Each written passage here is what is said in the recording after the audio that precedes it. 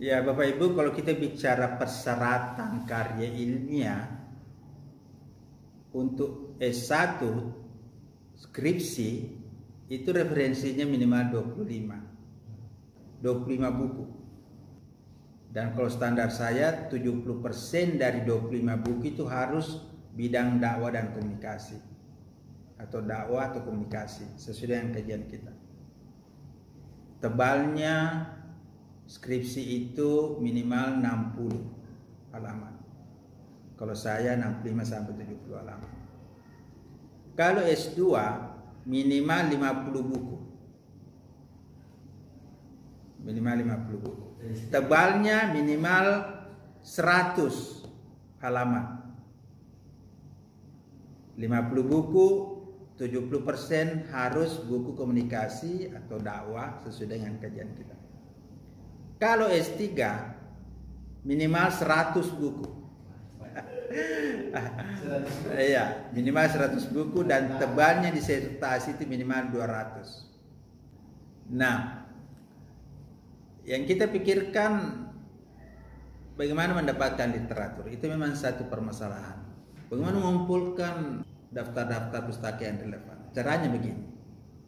Mulai hari ini Bu, Pak, Bapak Ibu sudah ada ide, pikiran di kepala mau meneliti apa, mau menjadi ahli apa. Karena penelitian itu adalah keahlian kita. Ya, sekarang sudah ada itu. Saya mau menjadi ahli komunikasi guru, komunikasi instruksional. Oke, kita sudah dapat, kita punya ide penelitian dan keahlian nanti yang kita mau jadikan kompetensi utama kita nanti kalau sudah selesai. Mulai hari ini, dimanapun Bapak berada, secara sadar atau tidak, begitu dapat referensi yang terkait, Bapak langsung ambil, langsung fotokopi, langsung foto, langsung tulis, langsung fotokopi, langsung klip, langsung. Begitu caranya. Bapak jalan-jalan ke perpustakaan, tiba-tiba ada buku komunikasi budaya, ada situ satu chapter membahas masalah komunikasi ritual, komunikasi konstitusi adat. Langsung fotokopi sampulnya, fotokopi halaman hak ciptanya, fotokopi satu bab, langsung klip, kasih masuk di folder. Ibu datang kemana? Ke sekolah, tiba-tiba ada lagi di situ surat kabar membahas mengenai komunikasi guru, langsung fotokopi, langsung klip halaman berapa, majalah apa, surat kabar apa, kasih masuk di folder. Bapak kemana-kemana, ada teman kita ikut di situ diskusi, dia punya buku, tiba-tiba bagus bukunya, kita fotokopi, kalau bisa kita beli, kita arsipkan, kasih masuk di folder. Kalau itu kita lakukan Pak selama 2 tahun, referensi terpenuhi. Kalau Bapak nanti 1 bulan mau bikin proposal baru cari literatur, enggak jadi Pak. Itu semua masalahnya Pak, karena mau instan. Begitu Pak. Jadi biasa kalau kita ikut seminar proposalnya teman, kita lihat proposalnya teman, kita lihat daftar, mirip ini sepunya ini. Kita lihat ada kutipan-kutipan situ, kita lihat bukunya, daftar pustakanya, kita catat judul bukunya, kita beli bukunya Pak, langsung kita pesan bukunya. Kok bukunya teman sudah ada, kita langsung fotokopi, kita pinjam, kita minta, kita cari di perpus. Jadi itu kerjanya itu Pak. Mulai hari ini saya bilang tadi, selama Bapak kuliah di sini, ya itu dulu dinasihatkan, kita kuliah S3 itu seperti mendaki 1000 tangga. Mendaki 1000 tangga. Dan siapa yang paling rajin mendaki, dialah yang paling cepat sampai di puncak. Biar tidak ada kuliah, kita datang di kampus. Biar tidak ada kuliah, kita pergi perpustakaan. Ini selalu datang di kampus biar tidak kuliah, memang. Begitu memang Pak. Kenapa? Kita ikut seminar proposalnya teman, itu kita dapat ilmu, dapat motivasi, dapat apa banyak kita dapat. Selain kita dapat kue juga. Tidak bisa Kak itu dalam dunia S3. Yeah. Referensi lisan bisa disejajarkan dengan referensi tertulis. Saya pasti terkendala ketika saya ambil judul itu. Orang yang saya selama ini wawancarai sudah ada yang meninggal. Sumber-sumber itu banyak, Pak, dan harus memang dibedakan. Ya.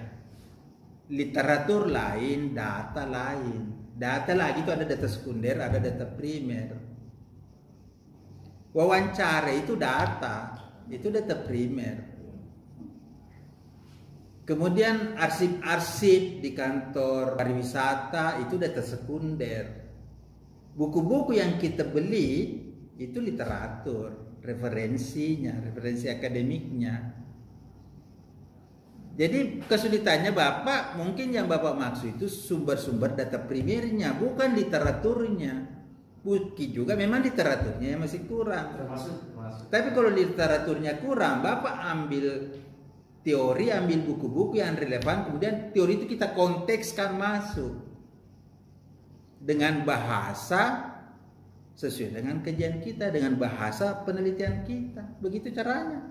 Prof, data primer itu wawancara bisa menjadi data primer itu bisa berupa wawancara, bisa berupa pengamatan, observasi. Kalau data sekunder itu data dari pihak ketiga seperti dari BPS, dari kantor camat, dari kantor pariwisata, ya. Nah, untuk literatur referensinya ya kita pakai buku-buku literatur, buku-buku teori. Jadi kalau misalnya dipaksakan 100 doktor, nah sekarang literatur sudah bisa ditemukan hanya 5 atau 10. Saya lebih banyak di wawancara, apa bisa menjadi sebuah Tidak bisa, Pak. Tidak bisa. Tidak bisa. Harus dikuatkan di teori, Ustaz, ya? Iya. Kita terhantui, kita terkooptasi dengan aturan yang tanda petik yang kaku dan baku ini. Makanya ada bab 2.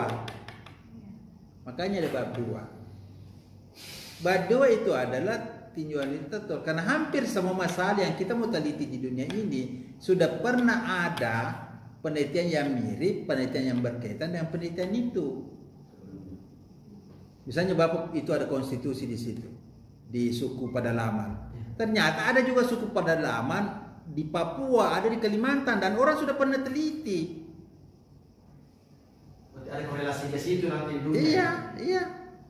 Anda maksud saya itu kita bisa jadikan referensinya sebagai yang kita ambil, hasil penelitiannya kita bisa ambil sebagai referensi untuk mengkaji bidang yang kita kaji itu.